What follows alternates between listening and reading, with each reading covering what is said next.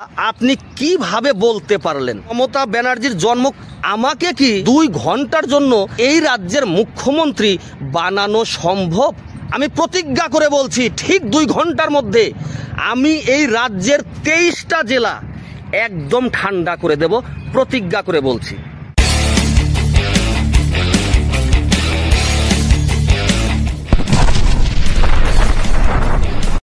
মমতা ব্যানার্জি, আপনি মুখ্যমন্ত্রী নাকি পশ্চিমবঙ্গের ড্যাশ? বন্ধুরা, ড্যাশ এই কারণেই বললাম, কমেন্ট বক্সটা পুরোপুরি খালি রয়েছে, আপনাদের ইচ্ছে মতো ড্যাশটা পূরণ করে দেবেন।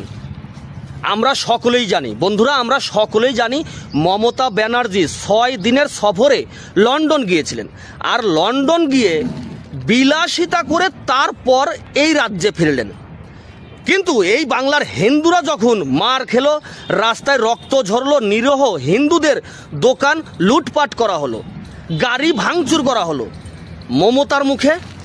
মমতার মুখে একটাও শব্দ শোনা যায়নি। এমনকি লন্ডন থেকে ফেরার পরেও মমতা চুপ। হিন্দুদের হয়ে না মমতাকে না তার দলের কাউকে কোনো প্রকার কথা বলতে শোনা গিয়েছে। মমতা ব্যানার্জি, আপনি যতই চুপ থাকুন না কেন, আপনার আসল রূপ এইবার বেরিয়েই পড়ল। ঈদের অনুষ্ঠানে আপনার দুধেল গাইদের সাথে মুসলমানদের পাশে দাঁড়িয়ে আপনি কি বললেন? হিন্দু ধর্ম গান্দা ধর্ম। আমি জেনে বুঝে হিন্দু ধর্ম মানি না। हम जानबूझ के एक गंदा धर्म जो इसने बनाया, जो एक जुमला पार्टी ने बनाया, वो धर्म को हम नहीं मानता है। हम जानबूझ के एक गंदा धर्म जो इसने बनाया। এই কথা আপনি কিভাবে বলতে পারলেন? কারণ আপনি শুধু যে এই রাজ্যের মুখ্যমন্ত্রী তা কিন্তু নয়, আমরা জানি আপনি নিজেও একজন হিন্দু। তবে আপনার মুখ থেকে হিন্দু ধর্ম সম্পর্কে এই কথাগুলো বা এই কথা শোনার পর আপনার ধর্ম নিয়ে প্রশ্ন করতেই হচ্ছে। বন্ধুরা, আমি যদি মমতা ব্যানার্জির জন্ম মুসলিম ঘরে না হিন্দু ঘরে এই বিষয় নিয়ে যদি কথা বলি, অর্থাৎ মমতা ব্যানার্জির জন্ম কোন ধর্মে, তাহলে কি আমার বলাটা একটু বেশি হয়ে যাবে? আপনি সত্যি হিন্দু তো মমতা ব্যানার্জি, নাকি একজন ধর্ম বিদ্বেষী সাম্প্রদায়িক নেত্রী যার ওপর এই রাজ্য হিন্দু শূন্য করার দায়িত্ব দেওয়া আছে? কারণ আপনার ইতিহাস তো আমরা জানি। আপনি এর আগেও বিধানসভায় দাঁড়িয়ে প্রকাশ্যে হুমকি দিয়েছিলেন, মুসলমানরা যদি একদিনের জন্য আন্দোলনে নামে আপনারা সামলাতে পারবেন তো, এই কথাটা আপনি বলেছিলেন। ঠিক তারপরেই রাজ্যের বিভিন্ন জেলায় হিন্দুদের ওপর হামলা শুরু হয়ে যায়। আপনি কি বাংলার মুখ্যমন্ত্রী নাকি কোনো বিশেষ গোষ্ঠীর ঠিকাদার?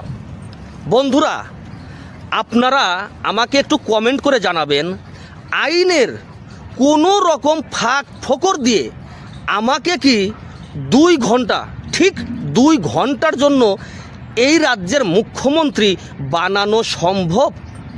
আমি প্রতিজ্ঞা করে বলছি ঠিক 2 ঘন্টার মধ্যে আমি এই রাজ্যের 23টা জেলা একদম ঠান্ডা করে দেব, প্রতিজ্ঞা করে বলছি। মমতা ব্যানার্জি, লজ্জা নেই আপনার? মুখ্যমন্ত্রী হয়ে ধর্মের নামে এইভাবে পক্ষপাতিত্ব করেন আপনি। একদিকে আপনার প্রিয় সংখ্যালঘুরা যখন আগুন লাগায়, বাড়িঘর ভাঙে, রাস্তায় হিন্দুদের মাথা ফাটায়, আপনার মুখ থেকে একটা কথাও বের হয় না। কিন্তু মুসলমানদের ঈদের অনুষ্ঠানে আপনি দাঁড়িয়ে প্রকাশ্যে হিন্দুদের ধর্মকে অপমান করেন। মমতা ব্যানার্জি, আপনি আসলে চান কি বলুন তো? আপনি কি চান? বাংলার মাটিকে পাকিস্তান আর বাংলাদেশ বানাতে চান আপনি? হিন্দুদের গর্তে ঢুকিয়ে দিতে চান আপনি? মনে রাখবেন মমতা ব্যানার্জি, আপনি মনে রাখবেন, বাংলার হিন্দুরা কিন্তু এখন আর কচি খোকা নয়। আপনার ষড়যন্ত্র আমরা বুঝতে পেরেছি। আপনার বিরুদ্ধে আমরা রুখে দাঁড়াবো, সত্য কথা বলবো, প্রতিবাদ করব। কারণ আমরা ভুলে যাইনি মমতা ব্যানার্জি, আমরা ভুলে যাইনি এই রাজ্যে আমরাই সংখ্যাগরিষ্ঠ। আর হিন্দুদের বিভক্ত করার যতই চেষ্টা করুন না কেন আপনি, বাংলার মাটিতে একদিন, সেই দিনটার বেশি দূরে নয়, আপনাকে রাজনৈতিক কবর দিতে এই হিন্দুরাই যথেষ্ট হবে। আমি দীপক সূত্রধর, তোমাদের দীপক, সত্য বলবো, তোমার জন্য বলবো। ভিডিওটা সবার মাঝে ছড়িয়ে দিন, আপনার মূল্যবান মতামত কমেন্ট করে জানান। আপনি ভালো থাকবেন, সুস্থ থাকবেন, নিজেদের খেয়াল রাখবেন। নমস্কার। আর হ্যাঁ, 2026 সালে আপনার সিদ্ধান্তটা যেন সঠিক হয়। আবারও নমস্কার।